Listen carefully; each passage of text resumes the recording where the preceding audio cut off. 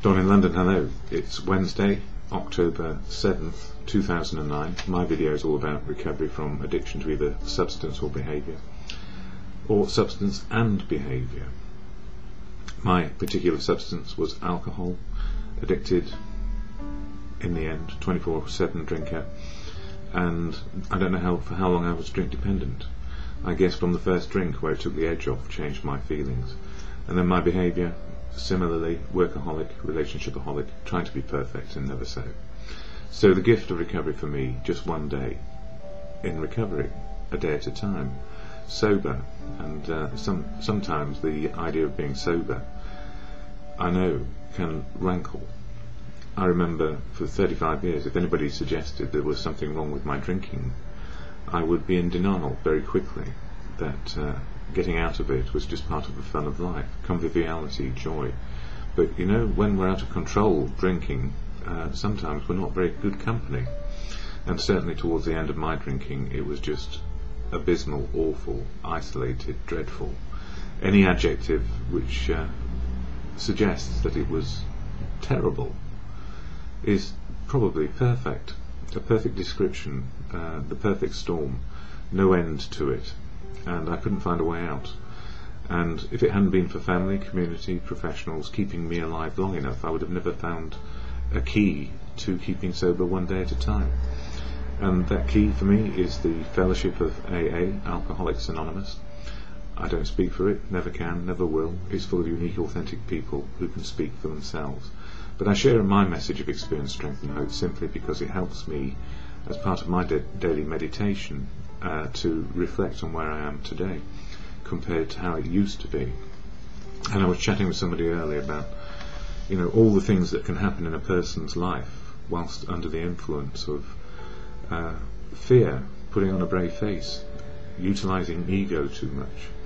And that simply is, we are driven to do the best we can, and often it's the worst not only for ourselves but for the people around us as well. And we can look back and feel like we've missed the boat, and the answer is, all that learning of how not to be is worthwhile in some respects. We can, I suppose, have feelings of euphoria about things that have happened in the past because they were good, but in total, when we are dependent on a substance or behaviour to change the way we are and make us feel okay and try and fill that gap inside, there's a better way, which is just to be able to live in the day with what is.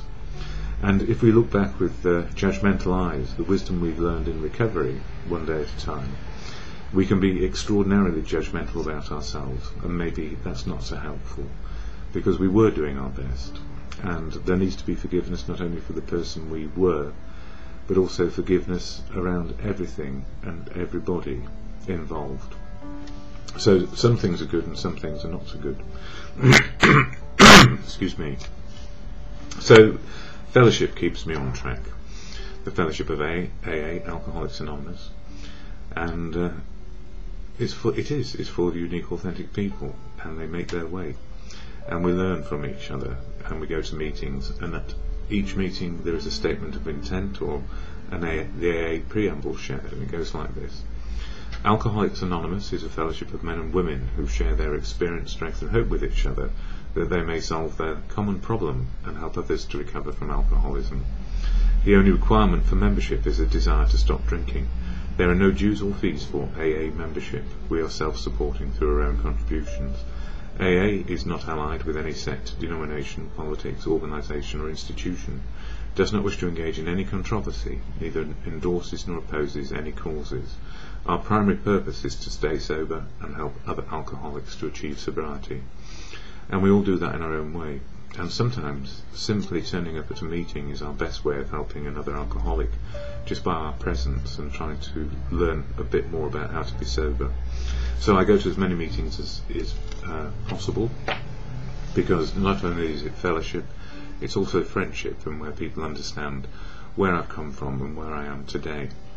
So last night a good meeting down at Christchurch, which is just off the King's Road in Chelsea, London, and that meeting's growing and growing. We only have a small room, so some of us were sitting outside the door almost, and a good mixed meeting, men, women, young, old, one day sober or hours sober in this case, through to decades, and a great share from somebody who's been in the programme quite a while.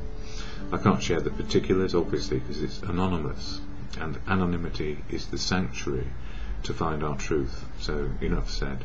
All I can say is it was a very good meeting for me, and it was all about step 10, which is the focus of much of what I say in these videos for October. And step 10 reads in the 12-step action program for individuals as continue to take personal inventory, and when we were wrong, promptly admitted it. And there was a difficult telephone call yesterday morning where whatever I said was just didn't help. And the phone went down, and then several hours later the person rang back to say it wasn't you, it was me. And you know, sometimes we need time, a few hours, to work it out. But even a kind word can often be misinterpreted when another person is angry. And for anybody who's been involved in living with alcohol, or an alcoholic, or being an alcoholic, anger and resentment are the number one offenders for relapse.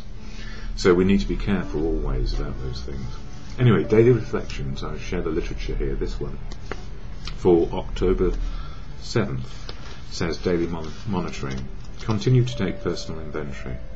The spiritual axiom referred to in the 10th step, every time we are disturbed, no matter what the cause, there is something wrong with us, also tells me there are no exceptions to it. No matter how unreasonable others may seem, I am responsible for not reacting negatively. Regardless of what is happening around me, I will always have the prerogative and the responsibility of choosing what happens within me. I am the creator of my own reality. When I take my daily inventory, I know that I must stop judging others. If I judge others, I am probably judging myself. Whoever is upsetting me most is my best teacher. I have much to learn from him or her, and in my heart I should thank that person. And that's great in theory, and then we need to practice it. So when I start to judge others by their behaviour, that they are my best teacher, because it's actually saying what is disturbing me is what is going on, and if they have those character flaws, I certainly have them because they're highlighted to me. And in this book, the 12 Steps and 12 Traditions, on page 91, there's a piece here which says, in all situations we need self-restraint, honest analysis of what is involved, a willingness to admit when the fault is ours, and an equal willingness to forgive when the fault is elsewhere. We need not be discouraged when we fall into the error of our old ways, for these disciplines are not easy. We shall look for progress and not perfection, and it's always progress and not perfection. Our first objective will be the development of self-restraint.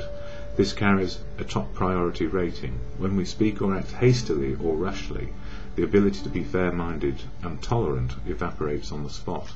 One unkind tirade or one willful snap judgment can ruin our relation with another person for a whole day or maybe a whole year. Nothing pays off like restraint of pen and tongue. We must avoid quick-tempered criticism and furious, power-driven argument. The same goes for sulking or silent scorn. These are emotional booby traps baited with pride and vengefulness. Our first job is to sidestep the traps. When we are tempted by the bait, we should train ourselves to step back and think, for we can neither think nor act to good purpose until the habit of self-restraint has become automatic. And you know, we are very lucky if we can actually work out, one, how to forgive others, but that really does depend on our ability to forgive ourselves. And you know, for the addict or the alcoholic, how to forgive past behaviour, it's not easy, because you know, driven by a disease which says there's nothing wrong with us, driven by a disease of denial which says there is no disease in the first place, and that it's all about us being in charge, willpower, self-obsession, then we are at the mercy of our own judgment, if you like, to the worse. So what have I learned with acceptance? The serenity prayer, which keeps me on a steady path.